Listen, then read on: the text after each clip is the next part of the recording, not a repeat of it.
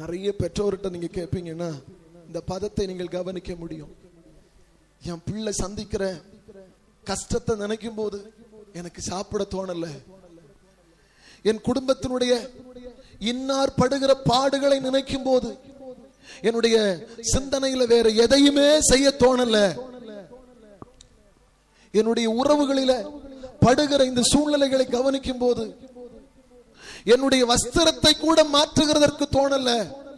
நான் ஒரு பித்து பிடித்தவனை போல, நான் ஒரு பித்து பிடித்தவளை போல ஒவ்வொரு நாளும் சமாதானம் இல்லாம நடக்கிறதற்கு காரணம் என் குடும்பத்தினுடைய அடுத்த ஜெனரேஷனுக்குள் உண்டாயிருக்கிற காயங்கள். அல்லேலூயா. எத்தனை பேருக்கு இந்த வார்த்தை உள்ள விழுதுன்னு தெரியல. ஆண்டவர் இந்த வார்த்தையை ஏன் பேச வைக்கிறார் எனக்கு புரிந்து கொள்ள முடியல. நான் தெளிவாய் சொல்லுவேன். அநேக பிள்ளைகளுடைய வாழ்க்கையில் உண்டான காயங்கள் அநேக பெற்றோர்களுடைய இருதயங்களை பிளந்து கொண்டிருக்கிறது. அல்லேலூயா. ஆனா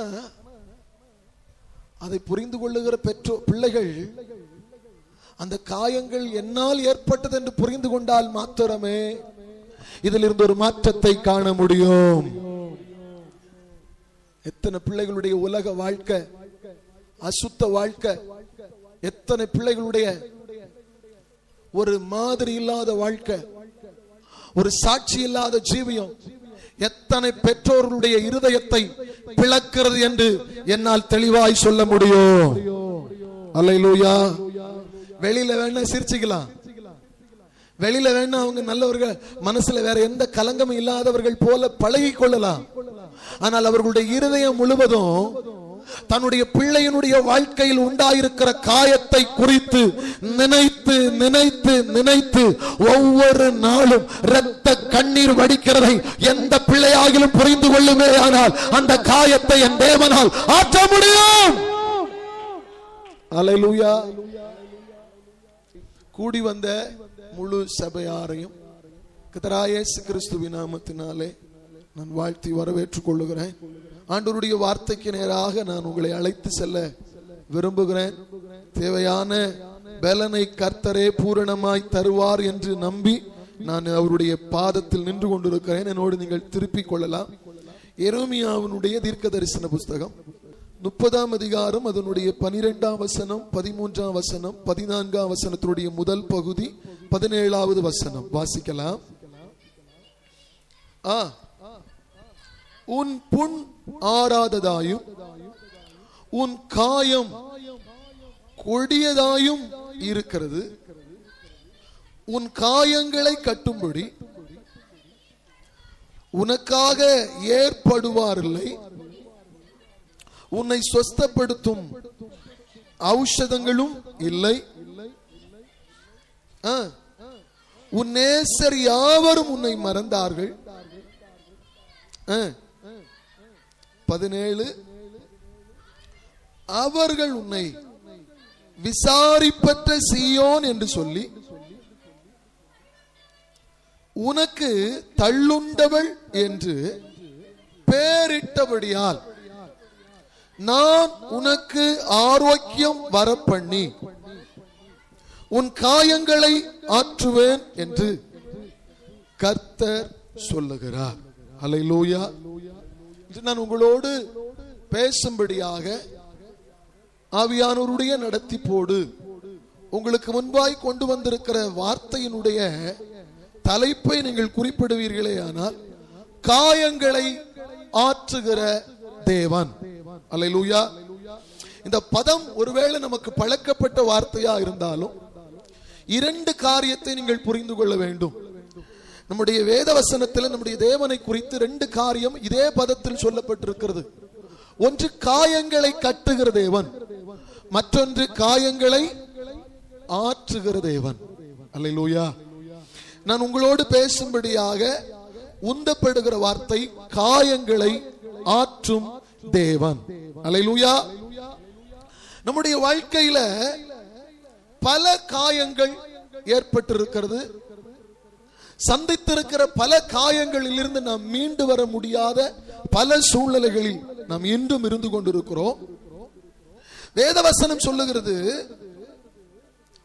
உன் புண் எப்படிப்பட்டதா இருக்குதுன்னு அது ஆறவே இல்லை. பட்ட காலில படும், கெட்ட குடிய கெடுன்னு சொல்றது போல எனக்குள் இருக்கிற அந்த சின்ன புண் ஆறும் என்று நான் நினைக்கும் போது அதன் மேல இனி ஒரு பாரம், அதன் மேல இனி ஒரு பிரச்சனை, அதன் மேல இனி ஒரு பலவீனம், அதன் மேல இனி ஒரு போராட்டம், அதன் மேல இனி ஒரு தாக்கம் என்று சொல்லி என்னுடைய புண் ஆறாத அளவிற்கு வசனம் சொல்லுகிறது. என்னுடைய காயம் எப்படிப்பட்டதா இருக்கிறதா? கொடியதா இருக்கிறது. அல்லேலூயா. காயம் கொடியதானதுனால இந்த உலகம் என்னவா மாறிட்டுன்னு கேட்டா, தேசம் எப்படிப்பட்டதா மாறிட்டுன்னு கேட்டா, நாம் நேசித்தவர்கள் எப்படிப்பட்டவர்களாய் மாறிட்டார்கள் கேட்டா, வசனம் சொன்னது அவர்கள் மறந்து போனார்கள். அல்லேலூயா. அவர்கள் நம்மை குறித்து தேடாமல் போனார்கள். வசனம் சொல்லுகிறது 17வது வசனம், அவர்கள் உன்னை விசாரிப்பற்ற சீயோன் என்று சொல்லி நீ தள்ளுண்டவள் என்று பெயரிட்டார்கள். அல்லேலூயா. என் தேவன் காயங்களை ஆற்றுகிறவர் என்று நான் ஏன் உங்களோடு இந்த வார்த்தையை பேச ஆவியானவர் உந்த பண்ணுகிறார் என்றால், என் தேவனை குறித்து வசனம் சொல்லுகிறது, உன் புண் ஆறாதது என்று கண்டபோது, உன் காயம் கொடியது என்று கண்டபோது நீ நேசித்தவர்கள் உன்னை மறந்தார்கள். அல்லேலூயா. நீ நேசிக்கிறவர்கள் என்னுடைய எல்லா இக்கட்டிலும் எனக்கு துணை நிற்பார்கள், என்னுடைய எல்லா காயத்திலும் எனக்கு பக்கபலமா இருப்பார்கள் என்று நீ நேசித்தவர்கள் உன்னை மறந்தார்கள். வசனம் சொல்லுகிறது, அவர்கள் மறந்தது மாத்திரமல்ல, அடுத்து தேட கூட இல்லை. அல்லேலூயா. உன்னை தேடுகிறதுனால பிரயோஜனம் இல்லை.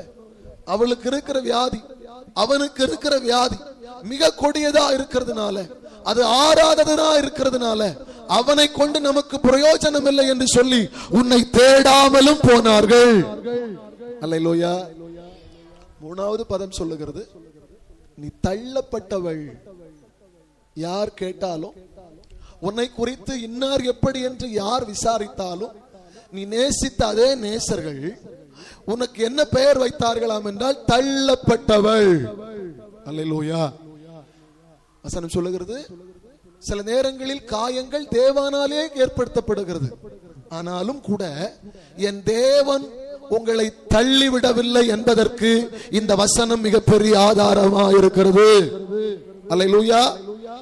என் தேவன் தண்டிக்கிறவர், காயப்படுத்துகிறவர், காயங்களை கட்டுகிறவர். அவர் சீக்கிரத்தில் தன்னுடைய பிள்ளைகளை தள்ளி விடுகிற தேவன் அல்ல. அல்லேலூயா.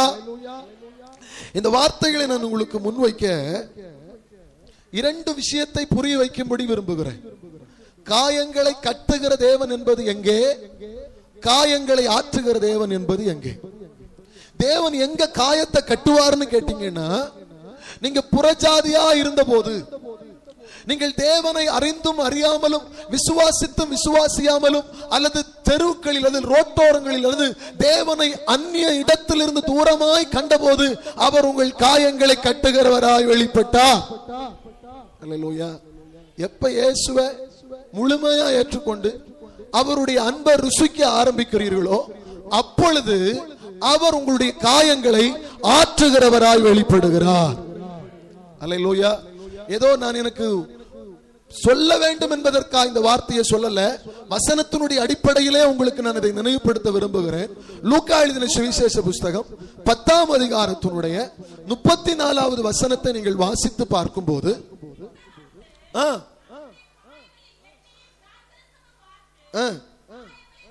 காயங்களை கட்டி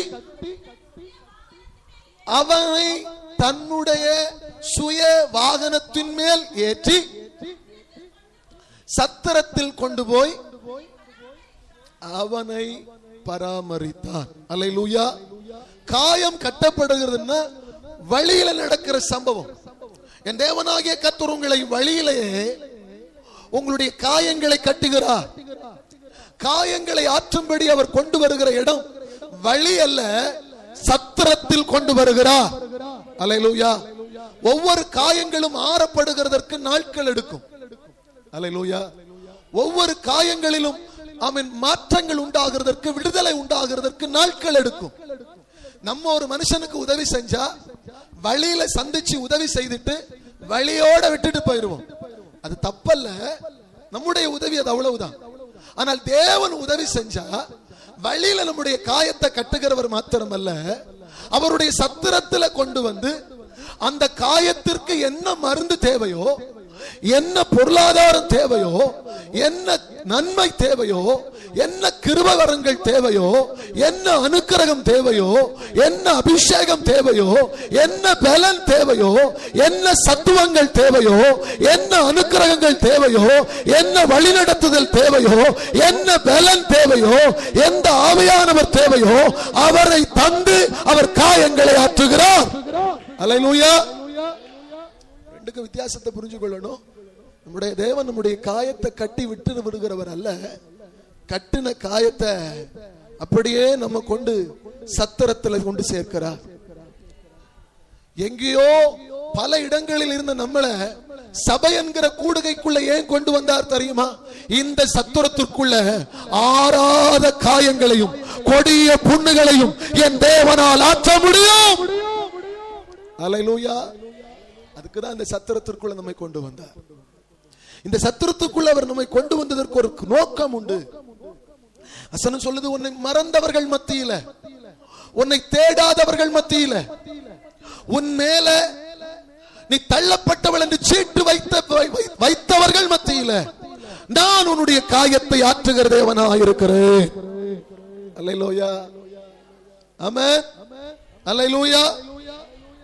உங்களோடு பேசும்படி நான் எடுத்துக்கொண்ட பகுதி காயங்கள் எதினால் ஏற்பட்டது.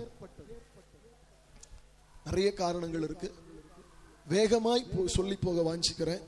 இந்த வசனத்தை நீங்கள் உள்வாங்கும் போது உங்களோடு ஆவியானவர் பேசுவாரேயானால் அந்த பகுதியில், ஆண்டவரே இந்த பகுதியில நான் சந்தித்த பகுதி உண்மை, என் காயத்தை ஆற்றுமே ஆண்டவரே என்று சொல்லி இந்த சத்திரத்திலிருந்து அவருடைய முகம் நோக்கி பார்ப்பது உங்களுக்கு கிடைக்கிற மிக அருமையான ஒரு பாக்கியமாக இருக்கிறது.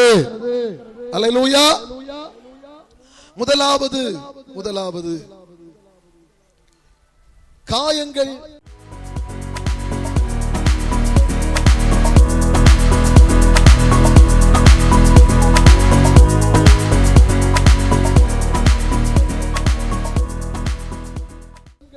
ஏற்பட்டதனுடைய முதல் காரணம் 2 ராஜாக்கள் 8ஆம் அதிகாரத்தினுடைய 29வது வசனத்தை வாசிக்கலாம்.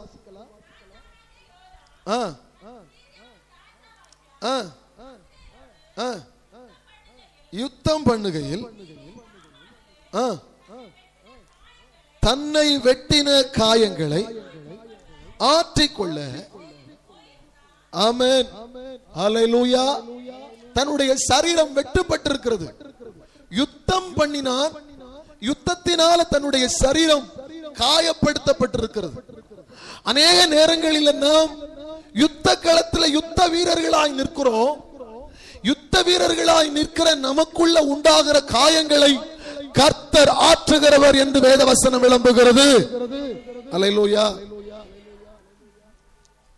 எந்த ஒரு காரியத்திற்கு நாம் ஈடுபட்டாலும் சில நேரங்களில் சில காயங்கள் வருவது இயற்கை. சமையல் பண்ணுகிற நேரமா இருக்கலாம், ஒரு யாத்திரை போகிற நேரமா இருக்கலாம், ஒரு வேலையை செய்கிற நேரமா இருக்கலாம், ஒரு காரியத்தை மனதார உற்சாகத்தோடு செய்கிற வேலை காரியங்கள் என்ன செஞ்சாலும் ஏதாகினும் ஒரு காயங்கள் அல்லது தழும்புகள் வருவது இயற்கை. இந்த யுத்தத்தை நாம் செய்யும்படி தேவன் நமக்கு பலன் தருவாரே, ஆனால் அந்த யுத்தத்தில் இந்த காயங்களும் ஆறுகிறதற்கு தேவன் கிருபை செய்கிறவராய் இருக்கிறார். அல்லேலூயா. ஆனா இங்க நடந்த சம்பவத்தை நீங்க கொஞ்சம் சிந்தனையில கொண்டு வரணும். யோராம் ராஜா யுத்தத்தில காயப்படுத்தப்படுகிறார். இந்த யோராம் ராஜாவுடைய சரீரம் காயப்படுத்தப்பட்டதுக்கு என்ன காரணம்? யுத்தம் நடந்தது உண்மை, யுத்தத்தில் தான் காயப்படுத்தப்பட்டார். ஆனா அந்த யுத்தம் எப்படிப்பட்ட யுத்தமா இருந்ததுன்னா, நீங்க அதை வாசிக்கும்படி 2 நாளாகமத்திற்கு புஸ்தகத்திற்கு நேராக உங்களை அழைக்கிறேன். 2 நாளாகமும் அதனுடைய 21வது அதிகாரத்திற்கு நேராக கடந்து வருவீர்களாக. 2 நாளாகமும் 21ஆம் அதிகாரத்தினுடைய முதல் வசனத்தை வாசிங்க. நித்திரை அடைந்து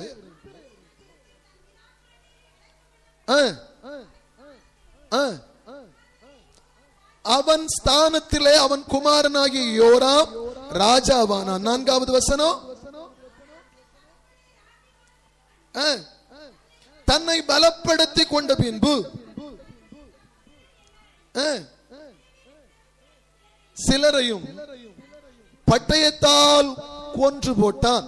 அப்படியே 10வது வசனத்தை வாசிங்க.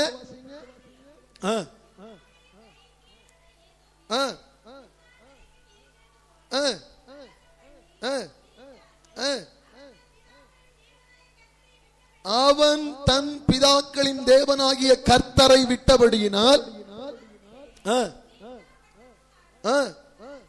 அடுத்த வசனம், மேடைகளை உண்டாக்கி சோரம் போக பண்ணி ஏவி விட்டான்.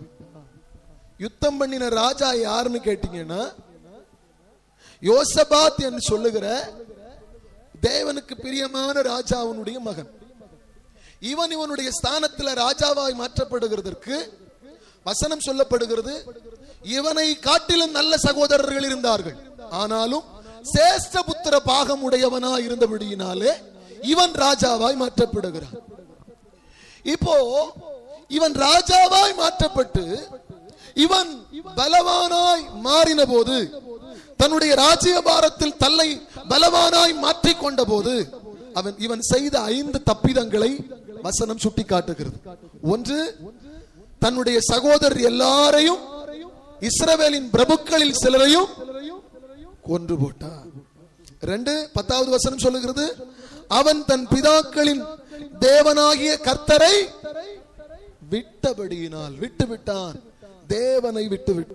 3வது 11வது வசனம் சொல்லுகிறது, அவன் யூதாவுடைய மலைகளின் மேல் மேடைகளை உண்டாக்கினான், எருசலேமின் குடிகளை சோரம் போக பண்ணினான். யூதாவை இந்த ஜனத்தோடு இந்த மேடைகளோடு சேவிக்கும்படி ஏவி விட்டான். அல்லேலூயா. 5 தப்பிதங்களை குறித்து இந்த யோராம் ராஜாவினுடைய வாழ்க்கையை மிக தெளிவாக இந்த வேத பகுதி நமக்கு சுட்டி காட்டி தருகிறது. இப்போ இவன் யுத்தத்திற்கு போகிறான். இவன் யுத்தத்திற்கு போகிறதற்கு முன்ன எலியா தீர்க்கதரிசியின் இடத்தில் இருந்து ஒரு மடல் போகிறது யோராமுக்கு. அதான் நீங்க அடுத்து கீழே இருக்கிற வசனத்துல வாசிக்க முடியும். 12வது வசனத்தை நீங்கள் கொஞ்சம் வாசித்து பார்ப்பீர்களே. ஆனா எழுதின ஒரு நிருபம் அவனிடத்தில் வந்தது. அதில் தாவீதின் தேவனாகிய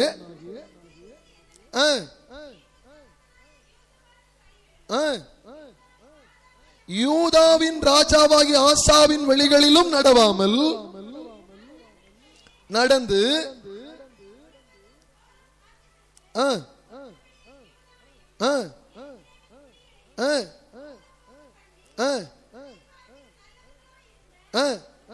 உன்னை பார்க்கிலும் நல்லவர்களாயிருந்த உன் தகப்பன் வீட்டாரான உன் சகோதரரையும் கொன்று போட்டபடியினால் இதோ கர்த்தர் உன் ஜனத்தையும் உன் பிள்ளைகளையும் எல்லாவற்றையும் மகாவாதையாக வாதிப்பார். 16வது வசனம் 16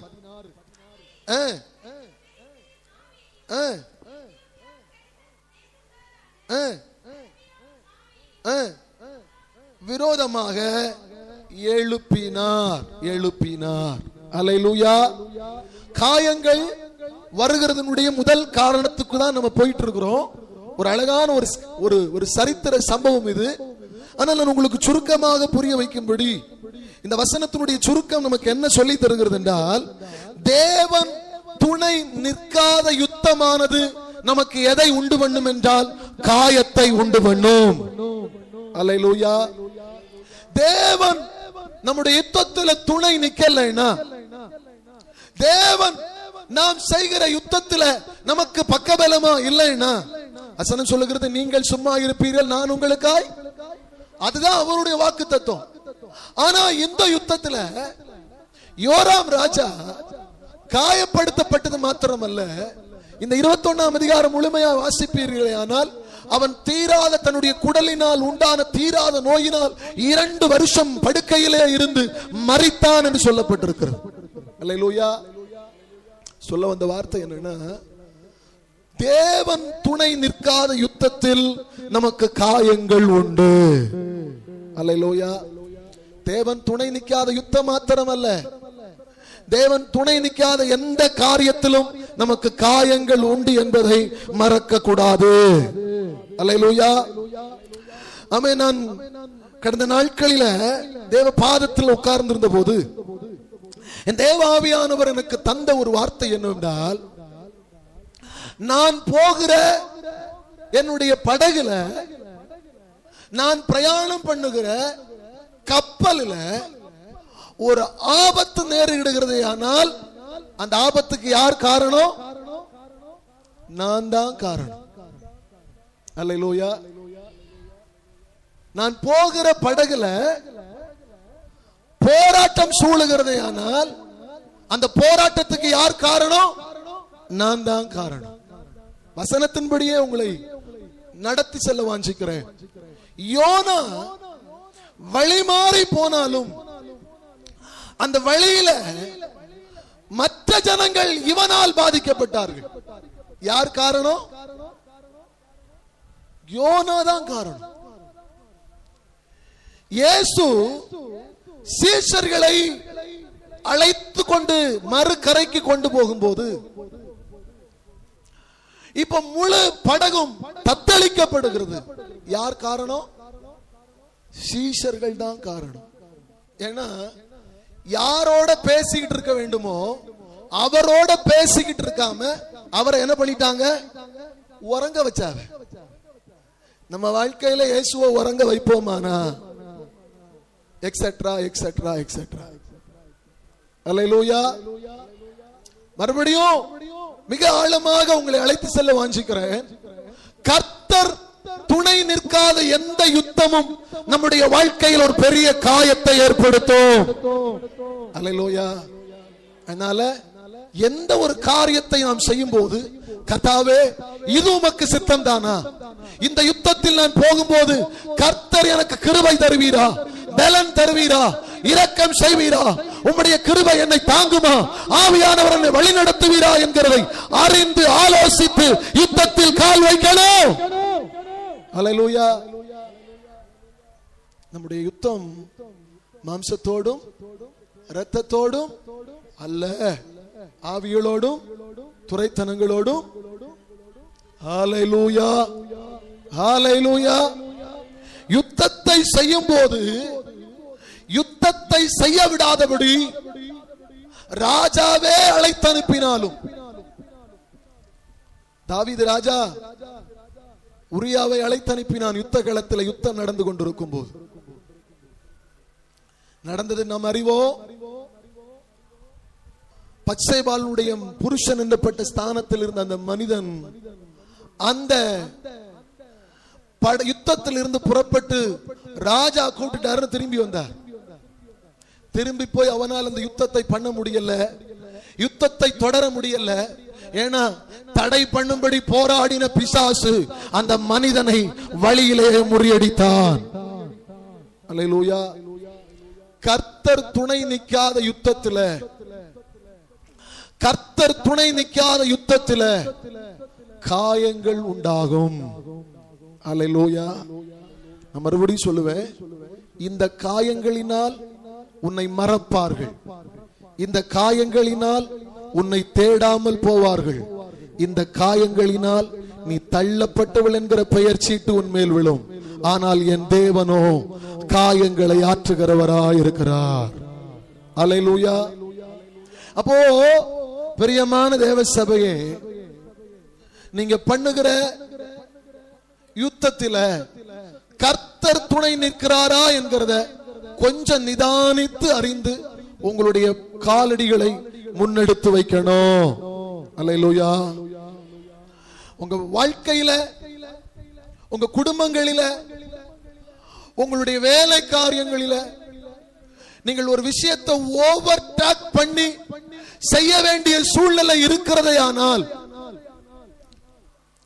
நீங்க ஒரு காரியத்தை மேற்கொண்டு செய்ய வேண்டியது இருக்கிறதானால் அது நீங்கள் சந்திக்கிற யுத்தம். அல்லேலூயா. உங்களுக்கு புரியுதுங்களா? நீங்க செய்ய வேண்டிய ஒரு காரியத்தை செஞ்சுக்கிட்டே இருக்கீங்க. இப்போ அந்த காரியத்தை நீங்க ஓவர் டாக் பண்ணி செஞ்சாதான் மேற்கொள்ள முடியும். அப்படி அதை மேற்கொள்ள வேண்டிய ஒரு சூழ்நிலையின் கட்டாயத்தில் நீங்கள் வரும்போது கர்த்தர் நீங்கள் மேற்கொள்ள வேண்டிய அந்த யுத்தத்தில் உங்களுக்கு துணை நிற்கிறாரா என்பதை சிந்தித்து பார்த்து முன்னேறுவது நல்லது. அல்லேலூயா. மனுஷன் துணை நிற்கலாம், அதிகாரம் துணை நிற்கலாம், ஆனால் அதிகாரத்தை ஆளுகை செய்கிறவர் துணை நிற்கலைன்னா அந்த யுத்தம் எப்படிப்பட்ட யுத்தமா இருந்தாலும் காயத்தை ஏற்படுத்தும். அல்லேலூயா. இரண்டாவது காயம் எதனால் வந்தது?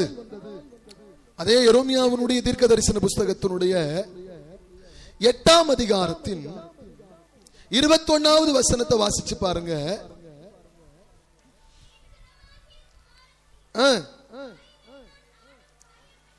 என் ஜனமாகிய குமாரத்தின் காயங்களினால் நானும் காயப்பட்டேன். அல்லேலூயா. ஏங்க உங்களுடைய சரீரம் இவ்வளவு பலவீனப்பட்டிருக்கு? ஏன் உங்க குடும்பம் இந்த அளவுக்கு பலவீனத்தை சந்திச்சிருக்கு அப்படின்னு கேட்டா உடனே நிறைய பேர் சொல்லுகிற ஒரு வார்த்தை, உங்களுக்கு தெரியாதா, என்னுடைய மகனால, என்னுடைய மகளால, அவள் பட்டிருக்கிற இந்த கஷ்டத்தினால, அவர்கள் சந்தித்திருக்கிற இந்த காயத்தினால நானும் அனுதினமும் நினைத்து நினைத்து சிந்தித்து சிந்தித்து அந்த காயத்தை என்னுடைய காயமாக ஏற்றுக்கொண்டிருக்கிறேன் என்று சொல்லுகிற எத்தனையோ பெற்றோர்களை, எத்தனையோ பெரியவர்களை நாம் நம்முடைய கண்களுக்கு முன்பாக இந்த காலங்களில் பார்க்க முடியும். அல்லேலூயா. அந்த காயம் யாருக்குள்ளது? குமாரத்துக்குள்ளது, தலைமுறைக்குள்ள உள்ளது, பிள்ளைகளுக்குள்ள உள்ளது, குடும்பத்தினுடைய அடுத்த ஜெனரேஷனுக்குள்ள உள்ளது.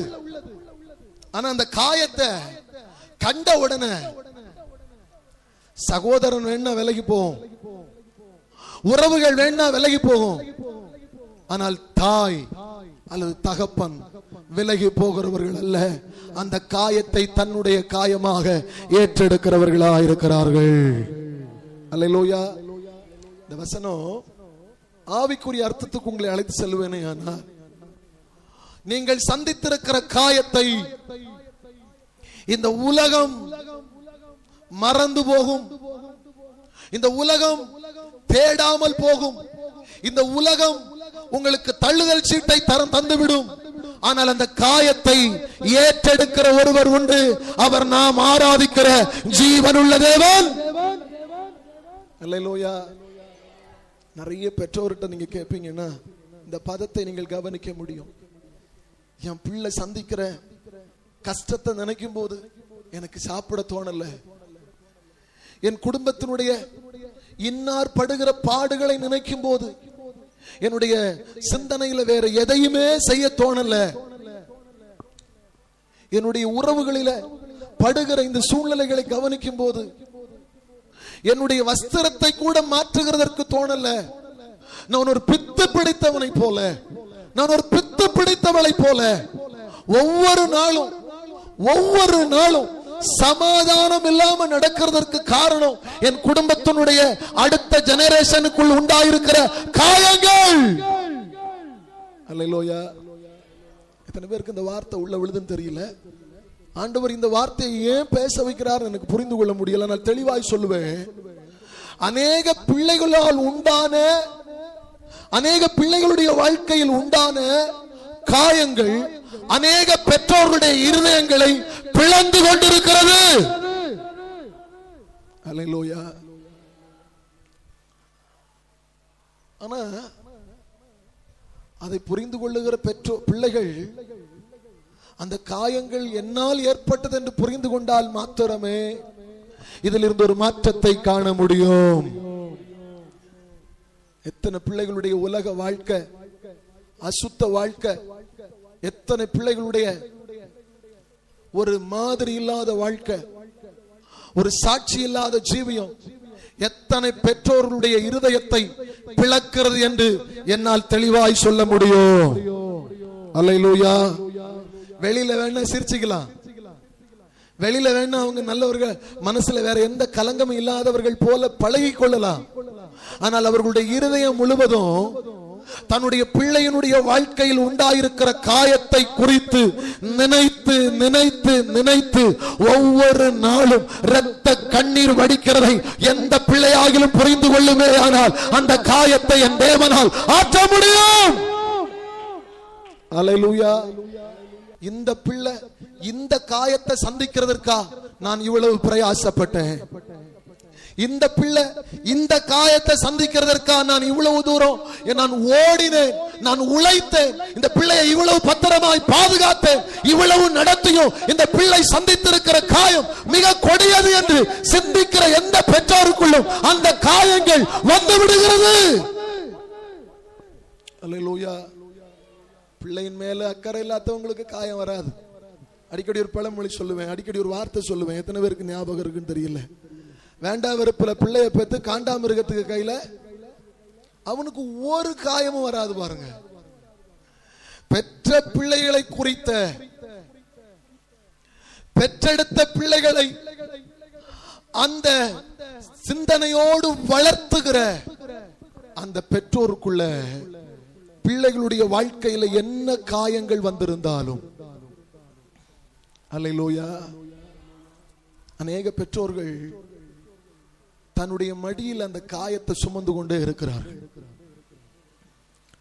கர்த்தரிடத்தில் ஒப்பு கொடுப்பீர்களே ஆனால் என் தேவன் அந்த காயங்களை ஆற்ற போதுமானவராய் இருக்கிறார். மதீனம். நிறைய பிள்ளைகள் காயங்களை சந்திக்கிறதுனுடைய மூல காரணம் மதீனம். நிறைய பிள்ளைகளுடைய வாழ்க்கையில காயங்கள் சந்திக்கப்படுகிறதுனுடைய காரணம் ஒரு நிர்விசாரம்.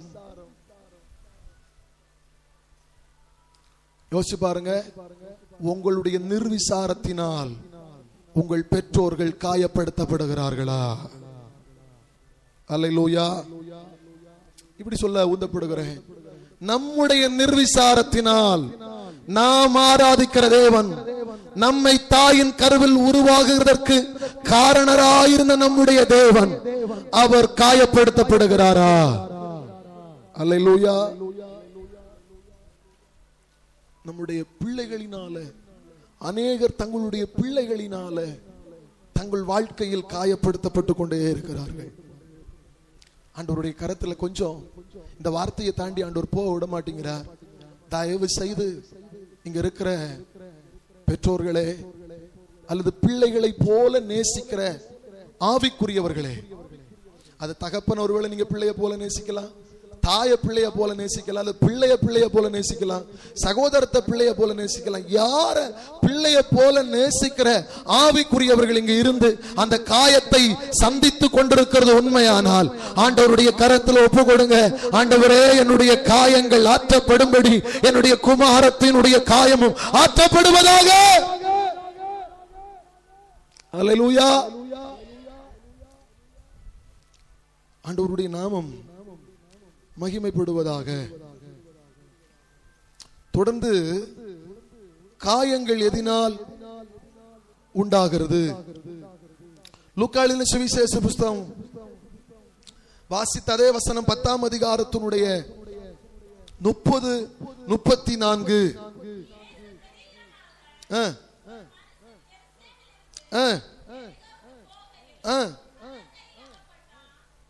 கள்ளர் கையில் அகப்பட்டு அவனை காயப்படுத்தி குற்றுயிராக விட்டு போனார்கள். அல்லேலூயா.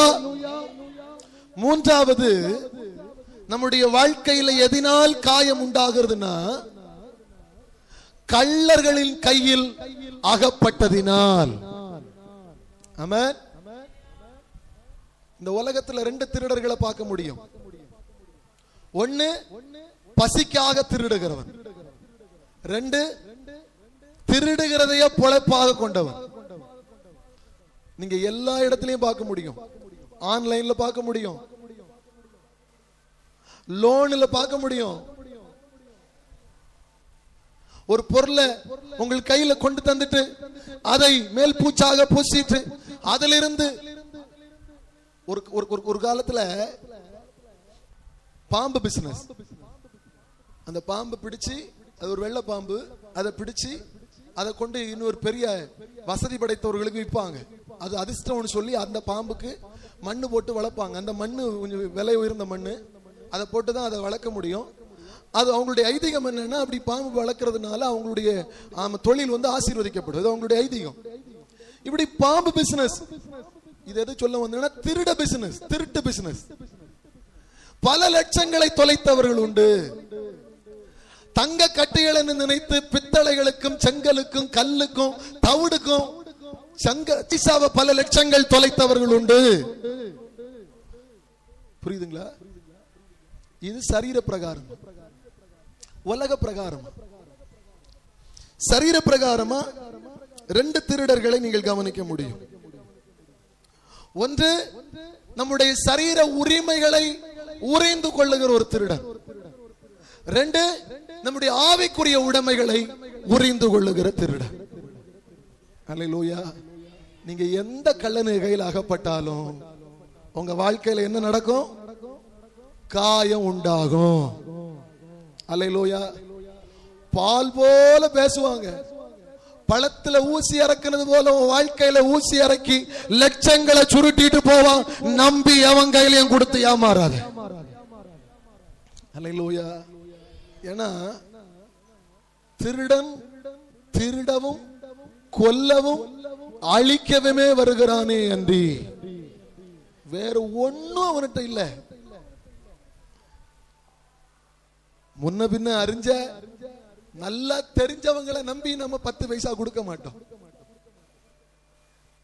நல்ல கோட்டும் சூட்டும் போட்டு கழுத்துல ஒரு 50 பவுன் சங்கிலியும் போட்டு அவன் பேசுற தசு புசு இங்கிலீஷ கேட்டு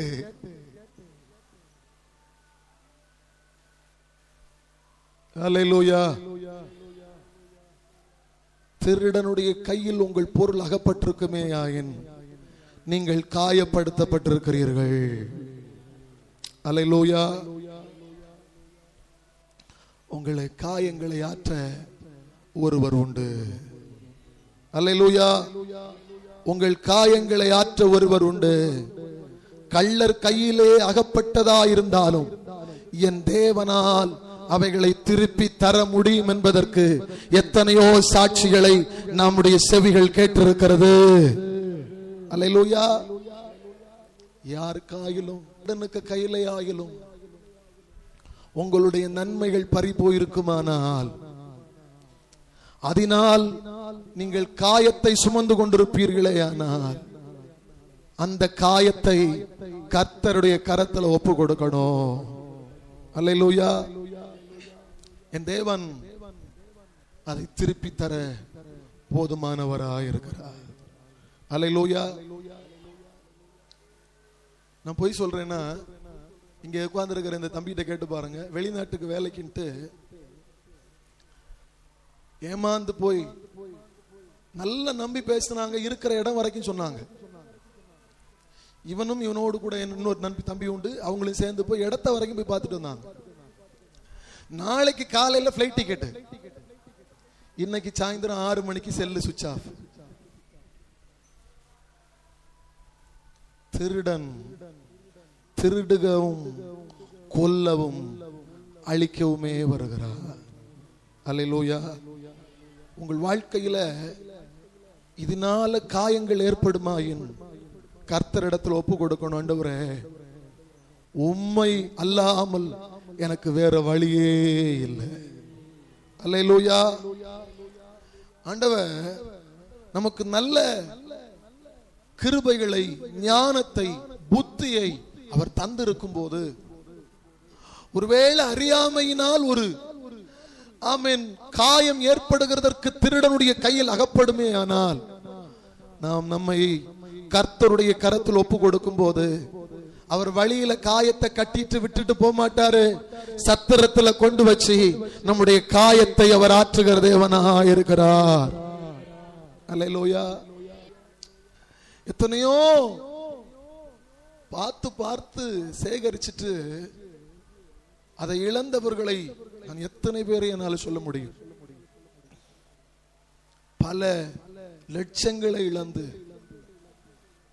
பல லட்சங்களுக்கு கடன் உள்ளவர்களாய் மாறி காயங்களை சுமக்கிறவர்கள் எத்தனையோ பேர் இந்த உலகத்தில் இன்று வாழ்ந்து கொண்டிருக்கிறார்கள்.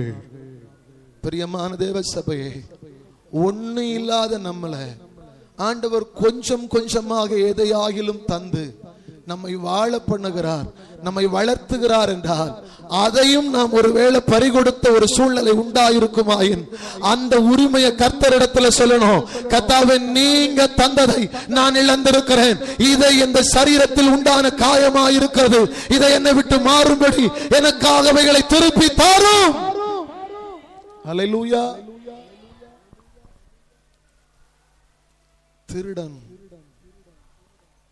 உங்களை கொள்ளையிட்டதினால் நீங்கள் காயப்பட்டிருக்கலாம். எதனால் காயங்கள் வருகிறது? அப்போஸ்தல நடவடிக்கைகள் 16ஆம் அதிகாரம் 33வது வசனம்.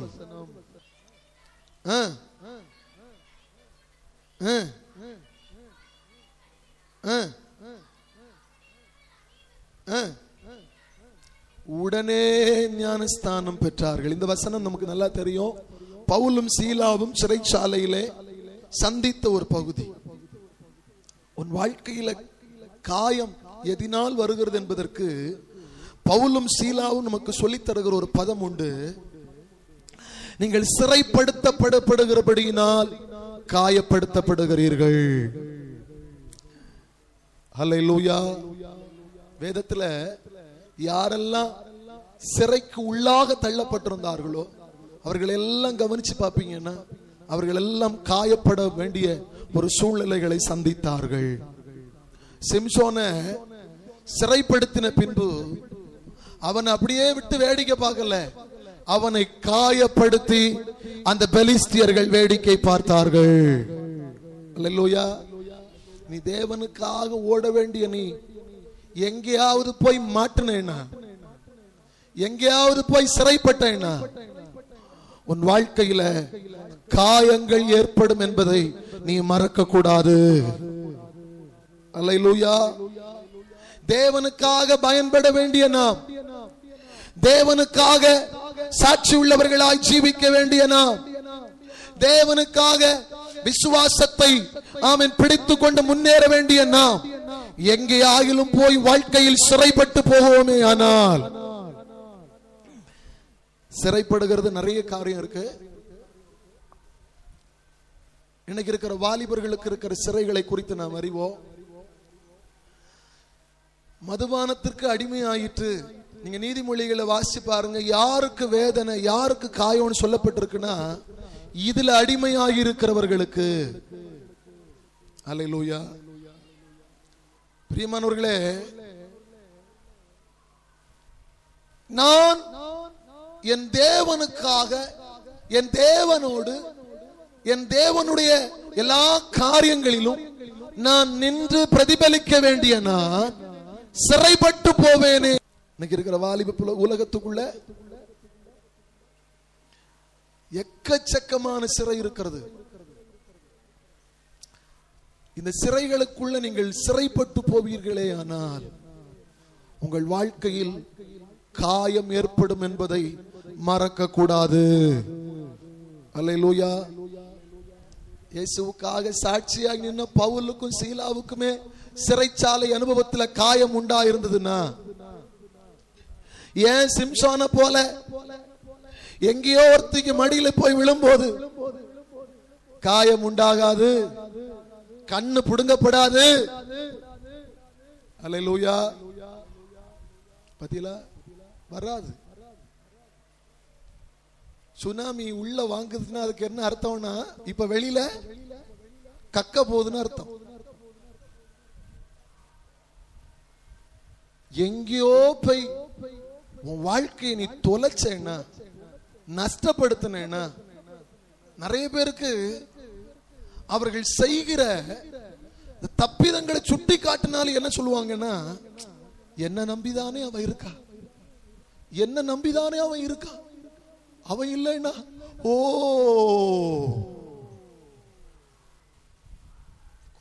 வாழ்க்கை முழுவதும் அடுத்து நீ காயத்தோட தான் நடக்கணும். ஹல்லேலூயா, ஹல்லேலூயா. கர்த்தருடைய கரத்துல ஒப்பு கொடுத்து சிறையில் இருந்து வெளியேறி வருகிறதற்கு நீ முயற்சி பண்ணுவாயானால் தேவன் உனக்கு உண்டாயிருக்கிற காயங்களை பூரணமாய் ஆற்றிவிட போதுமானவர். அல்லேலூயா. பவுல் சீலாவும் வேற ஒண்ணு செய்யல, ஆராதிக்க தான் ஆரம்பிச்சாங்க. அவங்களுக்கு எல்லாம் தெரியும், நான் சந்தித்த சிறை என் தேவனுக்காய் நின்றபடியினால் வந்தது, இந்த காயத்தை என் கர்த்தரால் ஆற்ற முடியும். ஆமென். நீங்க சந்திச்சிருக்கிற சிறை கர்த்தரால் வந்ததே. ஆனால் இந்த வார்த்தை விழுந்து கொண்டிருக்கும் போதே அந்த காயத்திற்கான ஒரு மருந்தையும் கர்த்தர் தந்து கொண்டிருக்கிறார். அதே நேரத்தில் இந்த சிறையில நீங்க போய் அகப்பட்டிருப்பீர்களே ஆயினார், சிம்சோன் கதர்னது போல இந்த ஒரு விஷயம் ஆகிலும் இந்த சிறையில் இருந்து என்னை காப்பாற்றும் ஆண்டவரே. அல்லேலூயா. பாவம், அந்த வார்த்தை கண்டிப்பா சிம்சோன் கேட்டிருந்தா ஆண்டவர் கொடுத்திருப்பா. சிம்சோன் யுத்தத்துல ஜெயிக்கணும்னு மட்டும் விரும்பினானே தவிர அந்த சிறையை விட்டு வெளியே வர அவன் விரும்பல. பிரியமான தேவ சபையே, என் தேவனாகிய கர்த்தர் நீ சிறைப்பட்டு இருக்கிறதுனால உன் வாழ்க்கையில காயங்கள் உண்டாயிருக்குமாயின் அந்த காயங்களை என் கர்த்தர் ஆற்றுகிறதற்கு உன் அருகாமையில் வந்து நிற்கிறார். அல்லேலூயா. ஆண்டவருடைய கரத்துல ஒப்பு கொடுக்கணும், ஆண்டவருடைய கரத்துல உரிமையா சொல்லணும், இந்த குறிப்பிட்ட சிறையினால நான் படுகிற வேதனைக்கு அளவில்லை ஆண்டவரே, இந்த குறிப்பிட்ட சிறை இருப்பினால நான் படுகிற கண்ணீருக்கு அளவில்லை ஆண்டவரே, நான் படுகிற வேதனைகளுக்கு, நான் ஒரு நாளும் தூங்குகிறதற்கு நான் படுகிற அந்த சூழ்நிலைகளுக்கு அளவில்லை ஆண்டவரே. ஹல்லேலூயா. கர்த்தர் சிறைப்பட்டிருக்கிற அந்த காயங்களை அவர் ஆற்றுகிறதற்கு போதுமானவராய் இருக்கிறார். ஹல்லேலூயா, ஹல்லேலூயா, ஹல்லேலூயா. ஒரு சரணத்தை பாடலாமா? சிங்கக்கேபியோ சூளை நெருப்போ அவர் என்னை காத்திடுவார். பிரசங்கி அதனுடைய 10ஆம் அதிகாரத்தினுடைய 9வது வசனத்தை வாசித்து பாருங்கள்.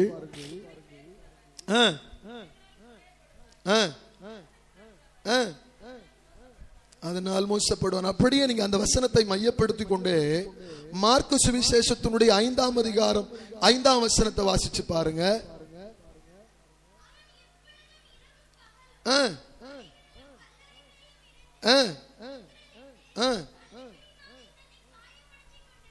கல்களினாலே தன்னை காயப்படுத்தி கொண்டே இருந்தான். அப்படியே அதை மையமாய் வைத்துக் கொண்டு 12ஆம் அதிகாரத்தினுடைய 4ஆம் வசனத்தை வாசிச்சு பாருங்க.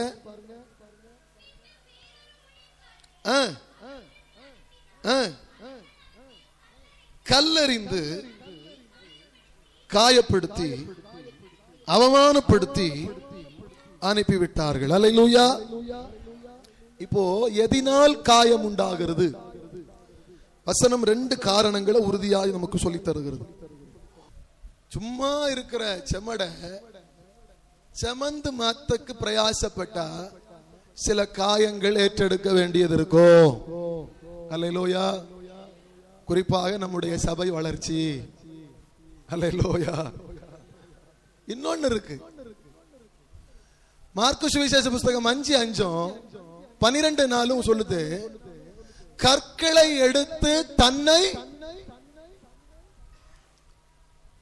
விழுகிற எல்லா வார்த்தையும் உள்ள வாங்கிக்கிட்டே இருந்தீங்கன்னு வைங்க, என்ன நடக்கும்னு நினைக்கிறீங்க? நீங்க கண்டிருக்கவே மாட்டீங்க, கேள்விப்பட்டிருக்கவே மாட்டீங்க, அந்த இடத்துல நீங்க நின்றுக்கவே மாட்டீங்க, அல்லது நீங்க அதை சந்திச்சிருக்கவே மாட்டீங்க. நீங்க தான் அந்த கல்லுன்னு வந்துட்டுன்னு அந்த கல்லை எடுத்து சுரண்டிக்கிட்டே இருந்தீங்கன்னு வைங்க, உங்க சரீரம் தானாகவே உங்களுக்குள் காயப்படும். அல்லேலூயா. மனுஷன் பேசுகிற வார்த்தைகளை உள்ள மறுபடியும் மறுபடியும் வச்சு நினைச்சு கொண்டே இருப்பீர்களே, ஆனால் அந்த வார்த்தைகள் உங்களை காயப்படுத்தும். அல்லேலூயா. சிலர் வார்த்தையை தவறி விட்டுட்டு இரண்டாவது இருந்து காயப்படுவாங்க. நான் பேசியிருக்க கூடாது, நான் இதை செய்திருக்க கூடாது. நான் சொல்லுவேன், இந்த இரண்டு கற்களும் உங்களை காயப்படுத்துகிறதற்கு இடம் கொடுக்காதிருங்கள். அல்லேலூயா. ஆர்வ கோளாறுல பேசிட்டு அந்த பேசின கல்ல வச்சுட்டே புலம்புறது. என்ன இருந்தாலும் நான் இந்த கெட்ட வார்த்தை வெளிச்சிருக்க கூடாது, என்ன இருந்தாலும் நான் இவ்வளவு துணிகரமா பேசி இருக்க கூடாது, என்ன இருந்தாலும் நான் அறியாத வார்த்தைகளை சொல்லி இருக்க கூடாதுன்னு காயப்படுகிறதை விட அந்த வார்த்தையை பேசுகிறதற்கு ஒரு அரை மணி நேரமோ, ஒரு 5 நாளோ, ஒரு 10 நாளோ, ஒரு 15 நாளோ, ஒரு மாசமோ நீங்கள் தாமதம் எடுப்பீர்களே, ஆனால் இந்த காயத்திலிருந்து தப்புவீர்கள். அல்லேலூயா. 1 2, யாரோ ஒருத்தர் பேசின, யாரோ ஒருத்தர் எரிஞ்ச கல்லா என்ன எரிஞ்சது, இந்த கல்லுதான் என்ன சொரிஞ்சது அப்படின்னு சொரிஞ்சுக்கிட்டே இருந்தா புரியுதா? ஆவிக்குரிய அர்த்தம் புரிஞ்சா போதும். 2 கற்களும் உங்களை சேதப்படுத்தும். 1 நீங்க பேசின கல்லு, இன்னொன்னு எங்க இருந்தோ வந்து விழுந்த கல்லு. 2 கல்லும் உங்களை காயப்படுத்துகிறது உண்டானார், கர்த்தர் அந்த காயங்களை ஆற்ற போதுமானவர். அல்லேலூயா. நிறைய நேரத்தில் நம்ம பேசிட்டு வருத்தப்படுறோம். அந்த வருத்தம் நாள்பட நாள்பட நாள்பட நாள்பட அது ஆறாத காயமாய் மாறிக்கொண்டே இருக்கிறது. ஏன் நிறைய நேரத்தில்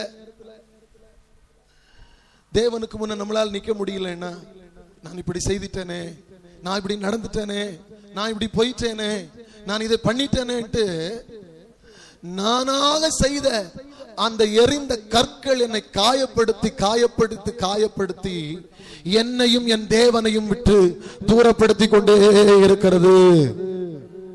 அல்லேலூயா. சிலருக்கு நான் சொல்லுவேன், ஆண்டவர் உங்களோட எந்த வார்த்தையை பேசுறாரோ அதை மட்டும் எடுத்துக்குங்க. வேற யாருக்கு வார்த்தையை நீங்க கொண்டு போய் இன்னைக்கு உனக்காக்கும் பிரசங்கம்னு சொல்லாதுங்க. இந்த கல்லு எந்த கல்லுன்னா, மார்க்கு சுவிசேஷம் 5ஆம் அதிகாரத்தில் எழுதப்பட்டிருக்கிற 5ஆம் வசனத்தினுடைய கல்லு. அல்லேலூயா. ஏன்னா யாரோ எரிஞ்சு போட்ட கல்லை எடுத்து நானாக தானா சுரண்டி புண்ணாக்குறேன்.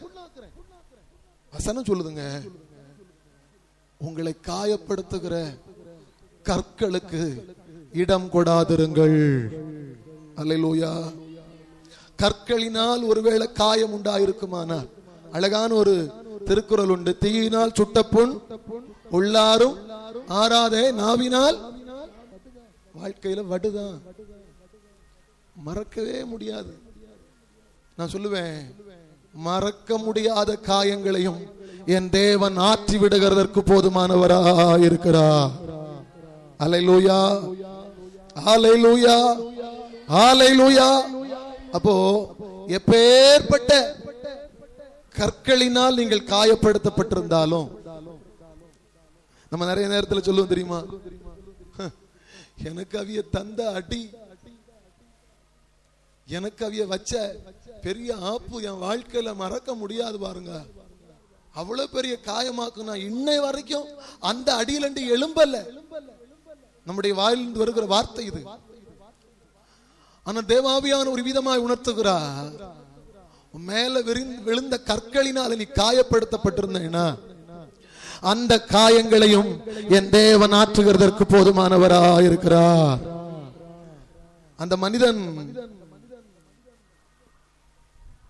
எத்தனையோ கற்களினால், நீங்க அந்த மார்க்கு சுவிசேஷம் 5ஆம் அதிகாரத்தை படிச்சீங்கன்னா, போகிறவரும் வருகிறவர்களும் கல்லறையில் இருக்கிறான் என்று சொல்லி அவனை கல்லெடுத்தறிந்தார்கள். அசுத்தாவி பிடித்தவன் என்று கல்லடித்தறிந்தார்கள். வஸ்திரம் தரிக்க தெரியாதவன் என்று கல்லறித்தறிந்தார்கள். அவன் பழக தெரியாதவன் என்று கல்லெடுத்தறிந்தார்கள். குணாதிசயம் உள்ளவன் அல்ல என்று கல்லெடுத்தறிந்தார்கள். அந்த கல்லெல்லாம் விட்டுட்டு ஜீவனுள்ள தேவனை பின்பற்ற ஆரம்பித்த போது அவன் சரீரத்தில் அவனே எடுத்து சுரண்டின அந்த காயங்களையும் தேவன் ஆற்றினார். அல்லேலூயா. ஒரு கல்லு விழுதுன்னு சொல்லிட்டு அந்த கல்லுனால நான் காயப்படும்படி மறுபடியும் சுரண்டி கொண்டு இருப்போமையானால் நாம் தேவனுடைய பிள்ளைகளாக வளர முடியாது.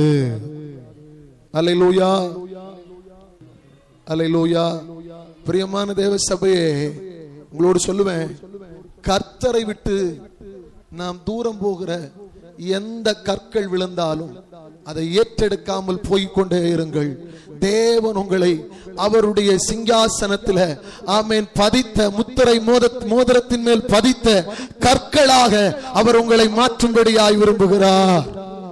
அல்லேலூயா. ஏற்கனவே இந்த கற்களை குறித்து ஒரு பிரசங்கம் நம்ம கேட்டிருக்கிறோம்னு நான் நம்புறேன்.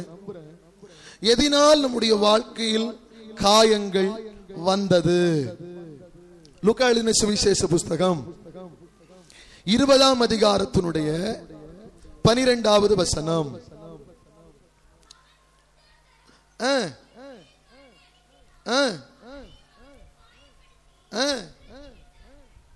அவனையும் அவர்கள் காயப்படுத்தி அனுப்பிவிட்டார்கள். எதனால காயம் வந்ததுன்னு அந்த வசனத்தை, அந்த அதிகாரத்தை முழுமையா நீங்க படிச்சு பாத்தீங்கன்னா, எஜமான் ஒரு தோட்டத்தை ஏற்படுத்தி அந்த தோட்டத்தின் நடுவிலே தோட்டக்காரர்களையும் ஏற்படுத்தி அந்த தோட்டத்திலிருந்து வருகிற பலனை எஜமான் பெற்றுக் கொள்ளும்படி தன்னுடைய வேலையாட்களை அனுப்பி விடுகிறார். அல்லேலூயா. புரியுதா? எஜமான் ஒரு தோட்டத்தை வச்சிருந்தாரு. அந்த தோட்டத்துல நிறைய தோட்டக்காரர்களை வச்சாரு. அந்த தோட்டக்காரர்கள் அவர்கள் அங்கு பலன் கொடுக்கிற அந்த கனிகளை எஜமானுக்கு கொடுத்து விடும்படி எஜமான் ஒரு வேலைக்காரனை அனுப்பிவிட்டார். இந்த ஓமையை நீங்க நல்ல தெளிவா படிச்சீங்கன்னா இந்த வார்த்தை அழகாய் சொல்லுகிறது, விளைந்த பலனை கொடுக்க மறுத்தவர்களின் மூலம் காயம் ஏற்பட்டது. அல்லேலூயா. பலன் விளைஞ்சது, விளைஞ்ச பலனை கொடுக்கிறதுக்கு மனம் இல்ல. அல்லேலூயா. நீங்க யோசிச்சு பாருங்க, நம்ம வீட்டுல ஒரு குலை வாழை கொலையை உண்டச்சு ஒத்தையில வச்சு தின்னிதிக்க முடியுமா? 24 மணிக்கு வரும் தின்னால எத்தனை காய் தின்னிடுவோம்? ஆட்டோமேட்டிக்கா தோணும், போதும்னு தோணும். அல்லேலூயா. பிறகு 2 நாள் 3 நாள் ஆகாம ஈச்ச மொச்சி அழுவி பிரயோஜனம் இல்ல. அதே நேரத்தில் விளைந்த பலனை நான் சாப்பிட்டு போக என் தேவனுடைய நன்மைகளுக்காக, அவருடைய ஊழியங்களுக்காக, அவருடைய மகிமைக்காக, அவருடைய காரியங்களுக்காக அந்த பலனை நான் ஒப்பு கொடுக்கும் போது அதில் தேவ நாம மகிமைப்படுகிறது. அல்லேலூயா. எத்தனை பேருக்கு புரியுதுன்னு தெரியல. விளைந்த பலன், ஆவியின் கனியை குறிச்சு கலாத்தியர்ல 9 கனிகள் இருக்கிறது. இந்த 9 கனியும் விளைந்த கனி. ஆனா அந்த கனியை நீ கொடுக்காததுனால, அந்த கனியை நீ கொடுக்க மறுக்கிறதுனால எஜமானுடைய வேலையாள் இப்ப என்னமாக்கப்படுகிறான்? காயப்படுத்தப்படுகிறான். பிரியமான தேவ சபையே, இந்த 9 கனியும் சபைக்கு தெரியாதா? அன்பு தெரியாதா? சமாதானம் தெரியாதா? சந்தோஷம் தெரியாதா? நீடிய பொறுமை தெரியாதா? தெரியாதா? சாந்தம் தெரியாதா? இச்சை அடக்கம் தெரியாதா? விசுவாசம் தெரியாதா? இது ஒண்ணும் தெரியாதா? ஆனாலும் பலனை பெற்றுக்கொள்ளும்படி எஜமான் அனுப்பி விடுகிற வேலையாய் காயப்படுத்தப்படுகிறார். அல்லேலூயா. தேவன் நியமித்த இந்த தோட்டத்துல நாம் தோட்டக்காரர்கள். தேவன் நமக்கு தந்திருக்கிற நன்மைகள் அத்தனையும் பலன் கொடுக்கிறவைகள். கொடுக்கிற பலனை என் தேவனுடைய சமூகத்தில் ஒப்பு கொடுக்கும் போது அந்த பலன்கள் இரட்டிப்பாய் மாறும்படி கர்த்தர் இன்னும் அனுக்கிரகம் பண்ணுகிறார். நல்ல நிலத்தில் விழுந்த விதைகள் எல்லாம் எப்படி பலன் கொடுக்கணும் அவர் விரும்புகிறார்னா 30, 60, 100. அல்லேலூயா. தோட்டக்காரர் தந்த தோட்டத்துல, எஜமானுடைய தோட்டத்துல தோட்டக்காரர்களாய் நம்மை அவர் வைத்திருந்து நாம் கொடுக்க வேண்டிய கனிய அவர் எப்படி விரும்புகிறார்னா 30%. நீ நேற்றைக்கு தான் சபைக்குள்ள வந்தா 30%. நீ இப்பதான் ரட்சிக்கப்பட்டிருக்கிற, ஞானஸ்நானம் எடுத்திருக்கிறேன்னா 60%. நீ தேவனுக்காக பல தலைமுறைகளை வளர்த்தி விடுகிறாய் ஆனால் 100%. அல்லேலூயா. ஒரு பிரயோஜனம் இல்ல. வசனம் மிக தெளிவாய் சொல்லி தருகிறது. ஏன் காயம்னா விளைந்த பலனை கொடுக்க மனசு இல்லை.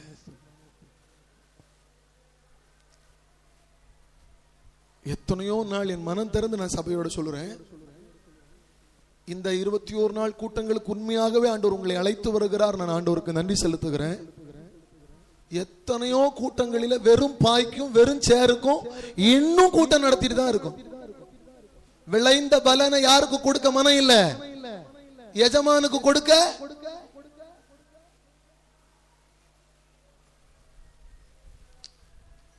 அவர் ரொம்ப காயப்படுவார். அவர் ரொம்ப காயப்படுவார். நீங்க கூலிக்கு மாரடிக்கிறவனை பார்த்திருக்கீங்களா? கூலிக்கு மாரடிக்கிறவனை அங்க புல் இருந்தாலும் இல்லைங்கிலும் அவனுக்கு என்ன கிடைக்கும்? கூலி. அதனால அவன் அர்த்தம் என்ன செய்வான்? பேருக்கு ஒப்பனைக்கு உங்களை. நிறைய பேர் இன்னைக்கு அதை தான் விரும்புறீங்க. கடமைக்கு கூட்டம் நடத்தினா போதும் பாஸ்டர், கடமைக்கு நீங்க பேருக்கு ஒரு விசிட்டிங் வரீங்க தெரியுமா, அப்படி வந்தா போதும் பாஸ்டர், கடமைக்கு சபையில ஏதாவது செஞ்சா போதும் பாஸ்டர், கூலிக்கு மாரடிச்சா போதும். யார் வேதனைப்படுவானா? எஜமான் வேதனைப்படுவா. அல்லேலூயா. கூலிக்கு மாரடிக்கும்படி தேவன் நம்மளை இந்த தோட்டத்துக்குள்ள கொண்டு தோட்டக்காரர்களா வைக்கல.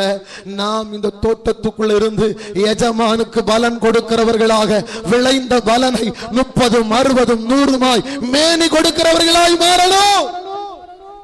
அல்லேலூயா. அல்லேலூயா. அல்லேலூயா. ஒரே ஒரு வசனத்தை சொல்லி நான் நிறைவு செய்கிறேன்.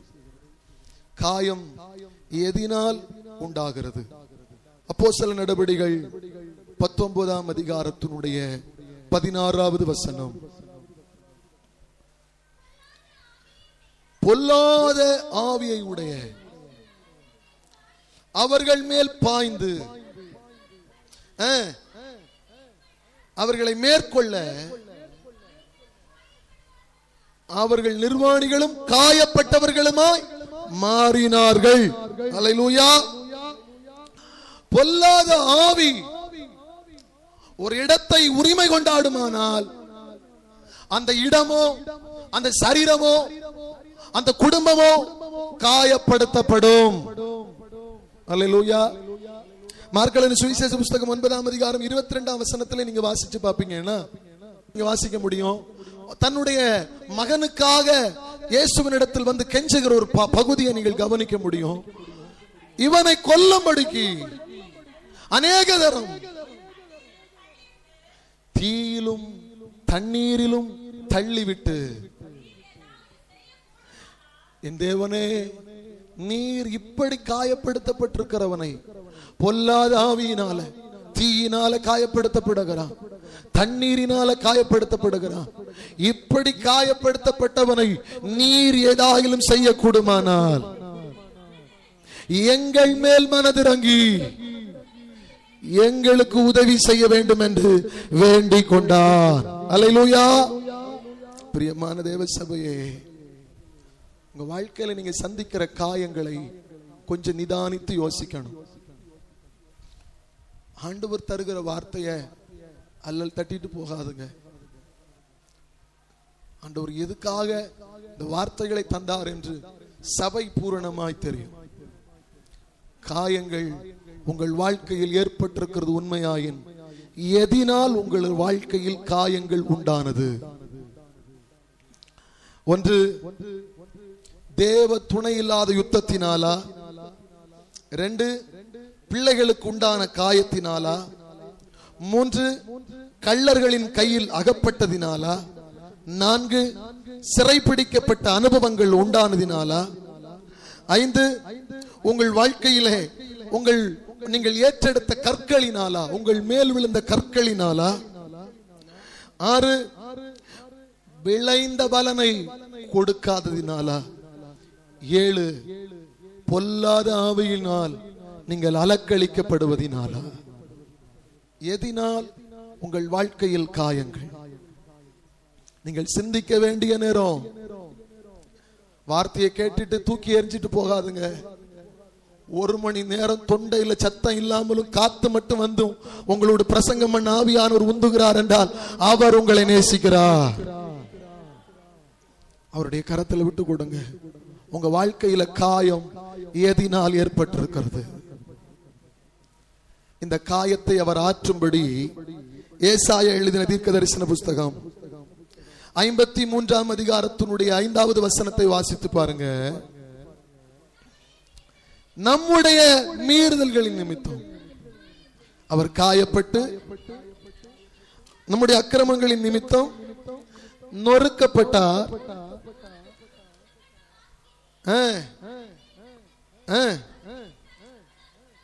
உங்க மேல இருக்கிற காயங்கள் எல்லாம் அவர் தழும்ப நீங்க நினைச்சு பார்த்தா போதும். அவர் தழும்ப நீங்க தொட்டா போதும். எனக்காக அடிக்கப்பட்டீங்களா ஆண்டவரே, எனக்காக இரத்தம் சிந்தினீங்களா ஆண்டவரே. தோமா அவருடைய சரீரத்தினுடைய அந்த பாகங்களை தொட்டு பார்த்து விசுவாசித்தார். உங்களுக்கு இன்னும் விசுவாசம் வரலைன்னா உங்க கண்களை மூடி உங்க உள்ளான ஆவிக்குரிய மனுஷனுக்குள்ள இயேசு கிறிஸ்து சிலுவையில் இருந்து உயிர்த்தெழுந்த அந்த உயிர்த்தெழுதலை நினைத்து பார்த்து உங்களுடைய உள்ளான மனுஷனை கொண்டு அவருடைய சரீரத்தை ஒண்ணு தொட்டு பாருங்க. அந்த தழும்புகளை கொஞ்சம் தொட்டு பாருங்க. உங்க காயங்களை என் தேவன் ஆற்றுகிறதற்கு போதுமானவராக இருக்கிறார். ஆற்றுகிறதற்கு போதுமானவராக இருக்கிறார். வாசிக்கலாமா மறுபடியும்? எரேமியாவுடைய தீர்க்க தரிசன புஸ்தகம் 30ஆம் அதிகாரம் 12, 13, 14 முதல் வசனம், 17வது வசனம். என்னவென்றால், உன் புண் ஆறாததாயும் உன் காயம் கொடிதாயும் இருக்கிறது. உன் காயங்களை கட்டும்படி உனக்காக உரிமையாக வந்து செயல்படுகிற ஒருவரும் இல்லை. உன்னை ஸ்வஸ்தப்படுத்தும்படி ஒரு வழியும் இல்லை. உன்னை குணப்படுத்துகிறதற்கான ஒரு விடையும் இல்லை. உன் நேசர் யாவரும் உன்னை விசாரிப்பற்ற சொல்லி பேரிட்டபடியால் வரப்பண்ணி உன் காயங்களை ஆற்றுவேன் என்று என் கர்த்தர் வாக்கு கொடுக்கிறார். பிரியமான தேவ சபையே, நீ சந்தித்திருக்கிற காயங்கள் எதினால், உன் வாழ்க்கையில் உண்டாயிருக்கிற காயங்கள் எதினால் ஆண்டவருடைய கரத்தில் ஒப்பு கொடுப்பியா? தேவ